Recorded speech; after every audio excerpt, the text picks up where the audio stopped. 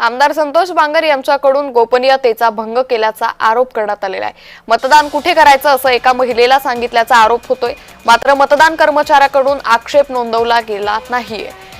तर हिंगोलीमध्ये संतोष बांगर यांच्याकडून गोपनीयतेचा भंग केल्याचा आरोप हा केला जातोय। तर मतदान नेमकं कुठे करायचं असं एका महिलेला सांगितल्याचा आरोप केला जातोय।